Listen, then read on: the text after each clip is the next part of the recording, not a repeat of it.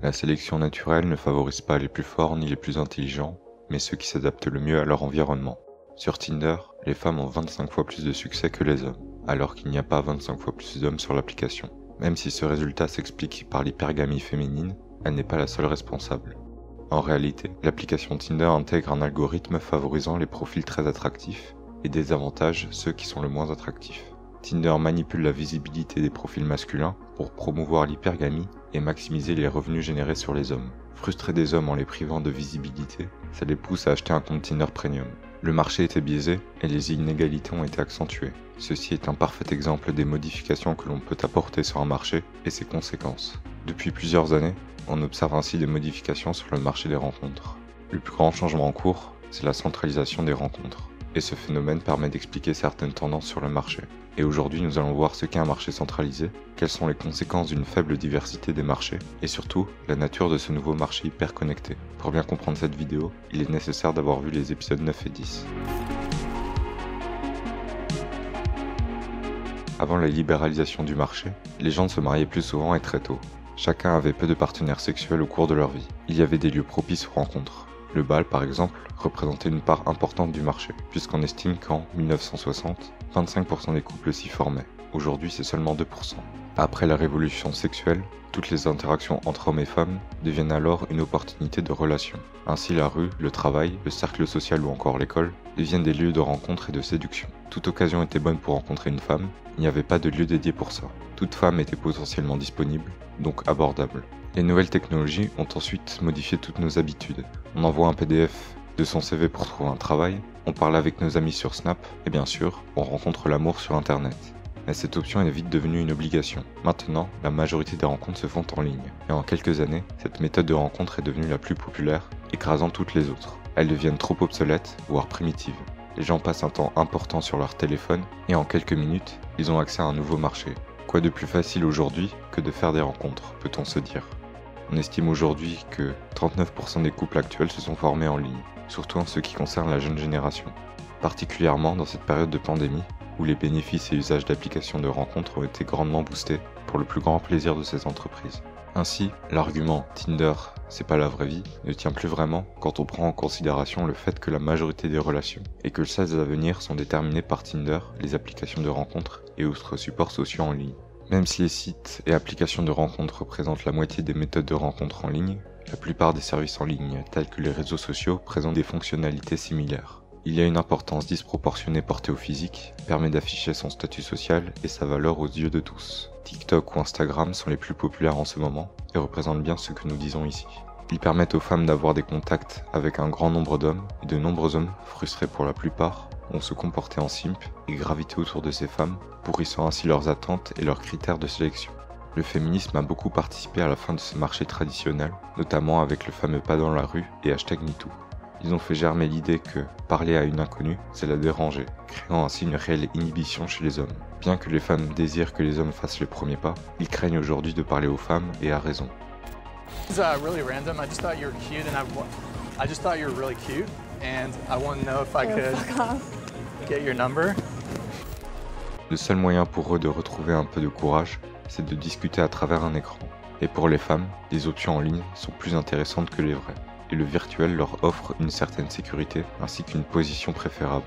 Les marchés de rencontres traditionnels ont été abandonnés pour privilégier implicitement les applications de rencontres. Ce phénomène de centralisation permis par l'essor des nouvelles technologies, c'est ce que nous décrivons ici. Disparition des marchés concurrents traditionnels, unification sous un unique marché, prix universel, rapidité des informations et des échanges. Un marché centralisé est un marché sur lequel les différentes instructions sont centralisées puis confrontées afin de donner naissance à un cours qui correspond au prix d'équilibre compte tenu des conditions de prix présentes.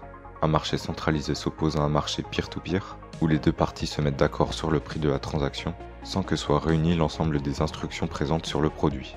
En termes plus génériques, un marché centralisé fait référence à un marché spécialisé qui est structuré de telle manière que tous les ordres, qu'il s'agisse d'ordres d'achat ou de vente, sont acheminés par une bourse centrale qui n'a pas d'autres marchés concurrents. Le prix d'un bien n'est plus le résultat de l'entente entre l'acheteur et le vendeur, mais l'équilibre entre l'offre et la demande du marché. Appliqué au marché des rencontres, un marché peer-to-peer correspond à un marché traditionnel, comme la drague de rue, où les deux individus échangent seul à seul, évaluent au cas par cas et s'abstiennent des offres et demandes d'un marché central qui biaise leur jugement. Un marché centralisé, c'est le lieu où se retrouve donc toute l'offre et la demande, et les exigences vont ensuite découler de ces offres et demandes. La différence entre un marché traditionnel et un marché centralisé est fondamentale. Le premier rassemble un nombre limité d'individus au même endroit, ou alors un nombre d'individus suffisamment étendu pour ne pas concentrer toute l'offre et la demande. Les lieux traditionnels comme le bal, la rue ou le cercle social remplissent ces conditions. Ce qui est problématique, c'est que nous sommes passés d'un système où les agents de rencontre étaient limités à un choix de quelques individus issus d'un milieu commun, comme une classe ou un lieu de travail, à un marché où toute l'offre et la demande des alentours à plusieurs kilomètres sont rassemblées. Et le nouveau marché a mis en relation des personnes qui ne se seraient jamais rencontrées autrement, de classes sociales, d'âge ou de régions différentes. Nous avions plusieurs marchés peer-to-peer, avec une quantité d'offres et de demandes limitée à une dizaine, et maintenant toute l'offre et la demande se retrouvent au même endroit, sur un marché centralisé. Alors on peut se dire que c'est une bonne chose. Ce système nous donne accès à toute l'offre disponible et permet de rapidement entrer sur le marché des rencontres. Le marché centralisé peut être avantageux puisque la demande étant toute rassemblée, vous maximisez vos chances de trouver un partenaire.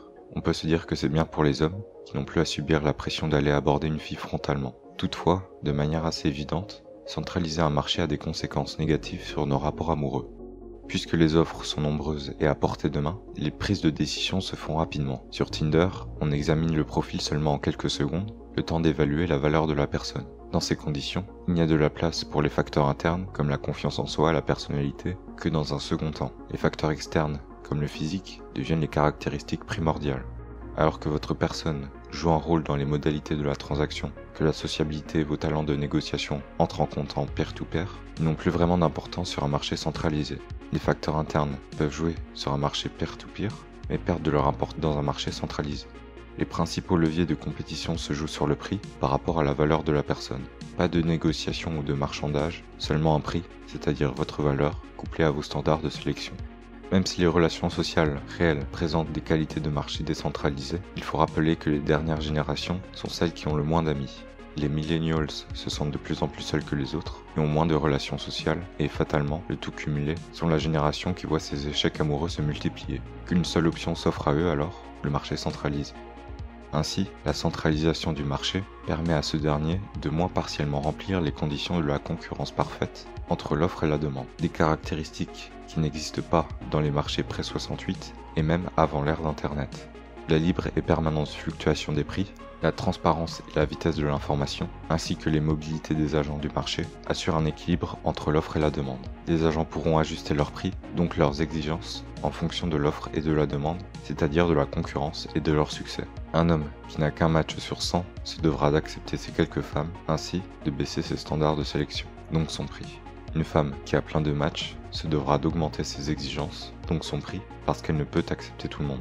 Elle choisira donc le haut du panier, elle peut se le permettre. Si une femme pense avoir une valeur moyenne, l'abondance de demandes sur le marché permis par la centralisation lui fera reconsidérer son prix à la hausse. Une sorte de tâtonnement progressif, comme dirait Léon Walras. La centralisation permet une vitesse de transaction et des échanges facilités. Ces services permettent une plus grande fluctuation de l'information et de la fixation des prix. Avec Insta, une femme peut facilement comparer son nombre d'abonnés avec les autres femmes, constater toutes les personnes qui la valident et donc pourra mieux évaluer sa valeur sur le marché et adapter son prix, servant ainsi d'accessoire essentiel à la centralisation du marché. Le marché des rencontres, en plus de ça, a promu et favorisé les rencontres à court terme. S'il est plus facile de trouver un partenaire, il est plus facile de le quitter. Ceci initié par le déclin du mariage et la destruction du modèle familial traditionnel. Les gens se marient moins et plus tard. Ces années de liberté sexuelle laissent place à une vie sexuellement active et célibat rime avec hédonisme sexuel insatiable. On ne cherche plus une femme ou un mari, mais un coup d'un soir ou un sex friend. Toujours à la recherche de stimulation et de sensations immédiates, mais temporaires. On en oublie donc de penser au long terme et d'investir pour assurer son avenir. La simple connaissance d'un marché concurrent dans lequel les options sont illimitées crée un sentiment que le marché traditionnel ne vaut plus la peine d'être exploré. Pourquoi accepter les avances d'un homme moyen quand on peut avoir un fortuné, un beau gosse ou un cadre en quelques minutes sans sortir de chez soi? Ainsi, il est plus rare pour certaines personnes comme les femmes ou les hommes de haute valeur de multiplier les expériences et les partenaires sexuels avant la trentaine. Certes, Ce marché favorise les femmes. C'est plus facile pour elles, elles ont accès à tous les hommes disponibles, elles sont en sécurité. Mais ces avantages ont un prix et c'est les hommes qui le payent. En effet, comme on l'a mentionné plus tôt, il devient assez difficile pour un homme d'obtenir un partenaire quand il a une valeur moyenne. C'est la perte du pouvoir d'attraction de l'homme. Il est en récession sexuelle. Certains penseront alors que c'est la faute des hommes, qu'ils causent eux-mêmes leur situation à ne pas être sélectifs et à accepter toutes les femmes. En étant hypogames, ils gonflent l'ego des femmes et leur donnent accès à l'abondance de choix. On se dit que les hommes creusent leur propre tombe. Mais un homme qui veut maximiser ses chances de succès doit accepter le maximum de femmes. De la même manière, une personne qui veut travailler mais qui n'a ni diplôme ni expérience doit accepter les rares offres d'emploi sans faire la fine bouche. En revanche, être un simp ou un chevalier blanc n'est pas une nécessité, mais certains sont convaincus de l'inverse, motivés par un espoir sot. La concurrence s'exerçant principalement sur le prix, un homme ne peut pas prendre le risque de relever les prix, ce qui laisserait ses parts de marché aux autres hommes qui, eux, auront un prix inchangé. Un homme ne peut pas élever ses standards, sinon il n'aura aucun choix.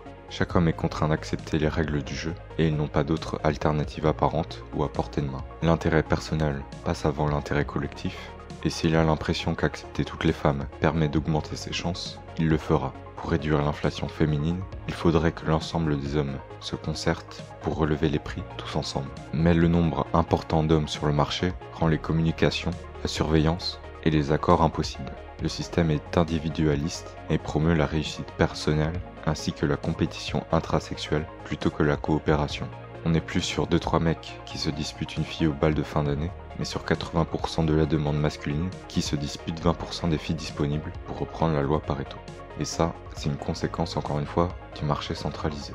Au-delà du comportement hypergame féminin, le marché centralisé crée en nous des phénomènes psychologiques qui influencent nos prises de décision. Le phénomène économique sur le prix des hommes est inverse à celui des femmes. Les hommes sont tellement demandeurs de relations par rapport aux femmes que ces dernières perçoivent les hommes de valeur moindre à leur valeur réelle. Un compliment, ça fait toujours plaisir. Mais quand on en a une dizaine par jour, ça n'a plus la même saveur. C'est ce que l'on appelle le paradoxe de l'abondance. Trop de choix tue le choix. Dans un premier temps, une femme va trouver ça plaisant l'attention qui converge vers elle, mais trouvera ça rapidement lassant. Un homme se doit d'attirer l'attention pour se démarquer, mais il apparaîtra alors comme un needy, un homme qui a besoin d'attention. Noyé par une demande trop abondante, l'homme moyen n'existera aux yeux des femmes que dans sa capacité à la divertir. L'agent féminin finit par refuser de choisir, accordant plus d'importance aux possibilités plus inaccessibles, le haut du panier, ou préférera rester seul. Un mot est d'ailleurs apparu pour désigner l'hyperchoix sur les applications de rencontres. C'est le Tinder Burnout. Les hommes sont lassés des multiples tentatives et des efforts vains pour lesquels il n'y a aucun retour sur investissement. Et les femmes, lassées des multiples rencontres qui ne mènent à rien qu'elles ne désirent, finissent par penser que l'homme parfait n'existe pas, qu'aucun homme n'est à la hauteur. Et c'est tout le problème du marché centralisé. Les agents ne font plus d'efforts pour tenter de construire une relation, ce qui demande du temps, de l'énergie et bien sûr de la volonté. À la moindre contrariété, on pense que la relation est stérile, on décide de passer à un autre homme. La facilité des échanges et la grande quantité des options créent ces schémas de pensée, à l'opposé des unions forcées pour lesquelles les individus sont obligés de cohabiter et de vivre ensemble très longtemps. Conscients de leur situation, les deux parties tentent de faire en sorte que la relation se passe bien et chacun fait en sorte que la relation puisse perdurer sainement. C'est ce qu'a remarqué une étude, les mariages arrangés sont plus heureux que les autres pour ces raisons. Bien que cette centralisation nous rapproche du modèle de concurrence pure et parfaite, nous nous éloignons des promesses de ce dernier. Celui-ci s'opposant théoriquement aux formations de monopoles, la réalité nous montre que la centralisation nous a rapprochés des monopoles, plutôt dans notre cas, des oligopoles. À propos des caractéristiques de la concurrence pure et parfaite, nous ne remplissons pas totalement les conditions de l'homogénéité des offres. Toutes les offres ne sont pas interchangeables, puisque certains hommes sont plus désirés que les autres. Il y a un adage qui dit « Winner take it all ». Les premiers prennent exponentiellement plus de place que les seconds. La logique libérale permet aux plus grands de nier la possibilité d'entreprendre des plus petits, biaisant ainsi le marché à leur avantage. La centralisation a permis d'exacerber cette caractéristique du marché et non de la réduire. Même si ces hommes ont un léger pouvoir d'influence sur le marché au profit du plus grand nombre, leur intérêt seul est pris en compte, c'est-à-dire enchaîner les relations éphémères et s'approprier le marché. Même si nous nous sommes concentrés sur le passé et le présent dans notre analyse, l'avenir des relations hommes-femmes est tout tracé. Les applications et sites de rencontres sont un marché en plein essor, qui rapporte plusieurs milliards de dollars et en rapporte de plus en plus. Tinder par exemple est l'application la plus rentable de l'App Store. Ce marché est loin de périr. Et même si tout ceci n'est pas très significatif, les choses tendent à évoluer en direction de cette impasse démographique. Les jeunes générations sont très présentes sur le marché en ligne, puisque 15% des 18-29 ans déclarent utiliser Tinder et 62% ont déjà utilisé l'application. De la même manière, la majorité des utilisateurs sont des jeunes. Instagram, Tinder, maintenant, c'est sur Internet que vous existez. Le smartphone n'est plus qu'un simple outil. Pour certains, c'est une extension de leurs bras, un indispensable. Et d'après les évaluations d'une étude, en 2037, la moitié des bébés nés au Royaume-Uni sont susceptibles de naître de couples qui se sont rencontrés en ligne. Rien d'étonnant, puisque les jeunes d'aujourd'hui seront les parents de demain. Même si on a souvent eu cette impression que les rencontres en ligne ne sont qu'un moyen de choper rapidement pour des relations sans lendemain, le marché devient de plus en plus sérieux et pense au long terme. Une étude remarquait d'ailleurs qu'un tiers des couples mariés actuels se sont rencontrés en ligne. Ce nouveau marché n'est pas qu'une simple option, mais l'indispensable de demain et fait dès aujourd'hui partie de la vie de nombreuses personnes. Et ça laisse place à de potentielles dérives. La désertification des marchés traditionnels signifie qu'il faut aller sur le site pour rencontrer, on ne peut pas aller ailleurs. On est obligé de passer par cette plateforme, cette place de cotation, où toutes les offres vont être présentes. Le marché centralisé est un lieu par lequel tous les flux et les transactions passent. Contrôler ce lieu signifie contrôler les transactions et les échanges, donc les individus. La régulation de ce marché est déterminée par la plateforme elle-même. La gratuité des réseaux sociaux n'est possible que parce que ces entreprises récoltent et revendent vos informations personnelles. Si l'État intervient ou que le marché adopte des positions politiques, c'est alors tous les membres du marché qui seront impactés par ces décisions. Récemment, par exemple, être vacciné permet d'augmenter ses chances de succès sur les applications de rencontres. Certains sites, comme OkCupid, proposent même un badge pour identifier les personnes qui disposent d'un pass. Et ceci permet aussi d'augmenter ses chances de réussite. On pousse ainsi implicitement la demande à se faire vacciner pour augmenter ses chances. Ici, l'État intervient, mais indirectement. L'État n'est pas là pour résoudre des défaillances ou réguler le marché, mais pour servir ses propres intérêts. Le marché central dépossède les membres du marché de leur influence et de leur pouvoir d'action. Il devient réellement difficile pour les agents du marché de le réguler à leur échelle. Ainsi, les solutions immédiates sont relativement limitées. La régulation des marchés est détenue par les propriétaires du marché central et non par les membres de ce marché, conséquence de l'atomicité de ce dernier. Révélateur de nos comportements instinctifs ou amplificateur de nos stratégies de reproduction, quoi qu'il en soit, le système des rencontres actuel est défaillant. Afin de faciliter les rencontres et de les moderniser, nous avons centralisé le lieu des rencontres. Cela a été possible grâce à Internet, aux smartphones et aux autres technologies. La société moderne a fortement promis ce modèle, notamment par les campagnes anti-traque de rue, MeToo, etc. Mais plus généralement, tout le contexte social dans lequel nous sommes nous a conduit vers cette centralisation des marchés des rencontres. Et ceux favorisés par ce système peuvent en profiter pleinement, quand les autres n'auront que les miettes. Et même si cela peut sembler abstrait, les conséquences sont bien réelles. Hausse de l'inflation, récession sexuelle masculine, intensification des compétitions intrasexuelles, tout ce qui s'ensuit. Les jeunes sont de plus en plus seuls, le nombre de célibataires est croissant depuis plusieurs années chez les hommes, et les étudiants battent des records en termes de misère sexuelle et affective. Le prix n'est plus déterminé par une entente entre deux parties, mais le résultat de la confrontation de l'ensemble des ordres de vente et d'achat. Votre physique sera fondamental sur le marché central, oubliant les facteurs internes comme la personnalité. La solution apparente serait malgré tout de s'abstenir de ces sites de rencontres qui ne font que gonfler l'ego des femmes. Ils vous font perdre du temps et de l'énergie. Même si les marchés traditionnels se font rares et présentent peu de chances de réussite, ils ne vous font pas rentrer dans un engrenage qui a plongé les relations entre hommes et femmes dans les abysses de la débauche. Rencontrer des gens dans son cercle social, si tant est que vous en ayez un, sachant la crise sociale que subit la dernière génération, semble plus sain. Même les utilisateurs de Tinder admettent cette vérité que Tinder, c'est pas romantique, pas naturel. Toutefois, même sur un marché traditionnel, en 2021, vous n'échapperez pas à la nature hypergame des femmes. Ce qui était censé nous faciliter la vie n'a fait que la rendre plus difficilement supportable. Même si aujourd'hui, ce que l'on constate, c'est que les femmes sont éternellement insatisfaites et les hommes éternellement frustrés.